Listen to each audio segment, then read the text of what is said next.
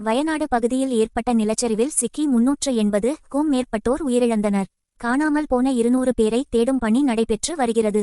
இந்த நிலையில் தற்போது ஒரு பெண்ணின் ஆடியோ இணையத்தில் வேகமாக பரவி வருகிறது. நீது ஜோஜோ எனும் அந்த பெண் நிலநடுக்கம் வந்ததை பற்றி முதலில் அறிவித்து நிறைய பேர் உயிரை காப்பாற்றுவதற்கு காரணமாக அமைந்து தன்னுடைய உயிரை தியாகம் செய்திருக்கிறார். 30ஆம் தேதி இரவு சூரல்மலை பகுதியில் உள்ள அவர் வீட்டில் உறங்கிக் கொண்டிருந்த நேரத்தில் முதல் நிலச்சரிவு ஏற்பட்டு இருக்கிறது. சுதாரித்துக் கொண்ட நீது அவர் செயல் அதிகாரியாக பணிபுரியும் நிறுவனத்திற்கு போனில் அழைத்து தன்னுடன் பணிபுரிபவரிடம் எப்படியாவது எங்களை காப்பாற்ற வேண்டும், இங்கு நிலச்சரிவு வந்துவிட்டது, வீட்டிற்குள் வெள்ளம் வந்து விட்டது என கேட்டுள்ளார். இதுதான் நிலச்சரிவு குறித்து வந்த முதல் போன் கால் என சொல்லப்படுகிறது. தீயணைப்பு வீரர்கள் மீட்க வருவதற்குள் 2வது முறை ஏற்பட்ட நிலச்சரிவில் மண்ணோடு புதைந்து போனார் நீது. அவருடைய உடல் சூரல்மலை பகுதியில் இருந்து மீட்கப்பட்டது. நீதுவின் கணவர், மகன், அருகில் வசிப்போர் என நிறைய பேர் அருகில் இருந்த மலையில் ஏறி தப்பித்து விட நீது நிலச்சரிவில் சிக்கி உயிரிழந்தார்.